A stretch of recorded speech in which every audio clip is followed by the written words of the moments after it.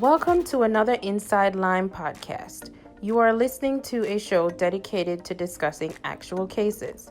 Dr. Daniel Cameron has been treating adolescents and adults for more than 30 years. He feels that the best way to get to know Lyme disease is through reviewed actual cases. Please remember that the advice given is general and not intended as specific advice as to any particular patient. If you require specific advice, then please seek that advice from an experienced professional. Now please welcome Dr. Daniel Cameron.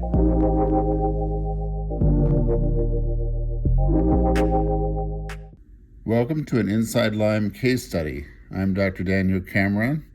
I found the best way to get to know Lyme disease is through reviewing actual cases. I will be discussing a 6-week-old baby boy with Babesia.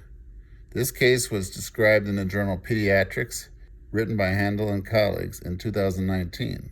The baby boy was seen in an emergency room in Long Island, New York, an area endemic for Lyme disease. The baby spent minimal time outside, according to the doctors. There was tall grass in the yard, and the father painted home exteriors. The parents did not report seeing a tick. Instead, the parents removed a bloody flea from his arm 20 days before hospitalization. This highlights the difficulties parents can face in recognizing a tick.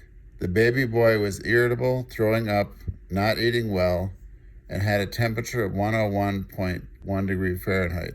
The doctors prescribed 3 antibiotics, ampicillin, ceftriaxone, and vancomycin, until they could determine a cause of the illness.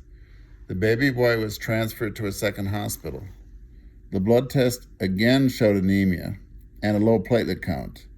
There were also abnormal liver function tests, and the spleen was enlarged. The laboratory tests now revealed that the parasite Babesia was in the red blood cells under the microscope. 3.6%, or nearly 4% of the baby's red cells showed parasites, typically seen with Babesia. Now, Babesia is a parasitic disease that is typically contracted by the same tick that carries Lyme disease. In Babesia, the doctors prescribed oral atovaquone and intravenous azithromycin, which are drugs that are typically used for Babesia. These drugs are marketed as Mepron and Zithromax in the USA. The anemia worsened. The hemoglobin dropped to 6.9 grams per deciliter, which is quite low. The doctors transfused a unit of blood. Now, you recall this baby was 6 weeks old. The doctors were concerned that the baby might also have suffered from Lyme disease. The doctors added 14 days of amoxicillin to the treatment. The baby remained well on follow-up, according to the doctors. What can we learn from this case? This paper reminds parents of the need to look for tick bites even in babies.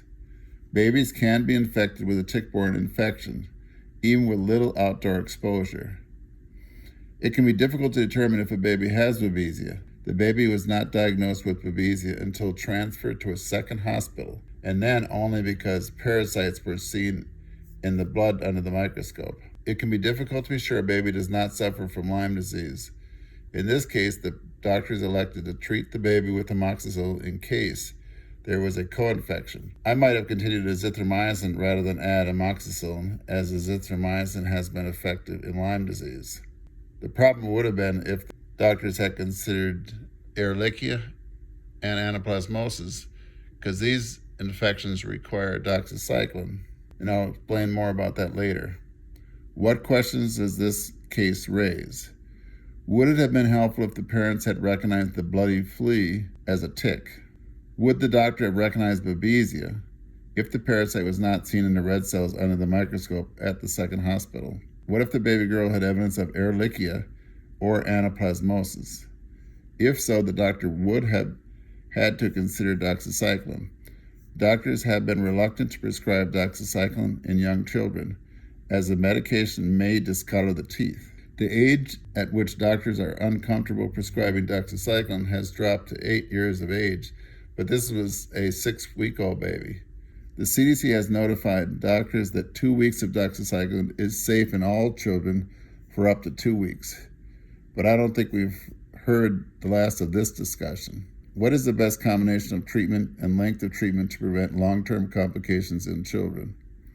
And how do we know a baby is well when they can't communicate how they are feeling? We only know that the parasite Babesia is no longer visible under the microscope.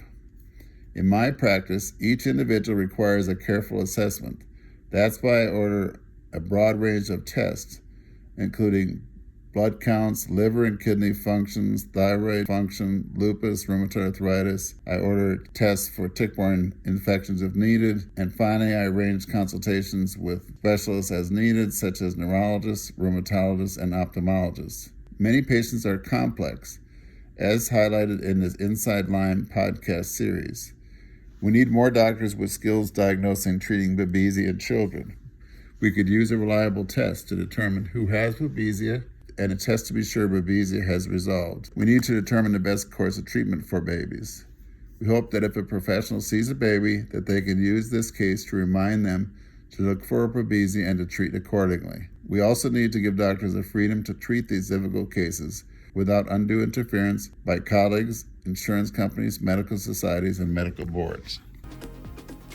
Thank you for listening to another Inside Lyme podcast, a show dedicated to discussing actual cases.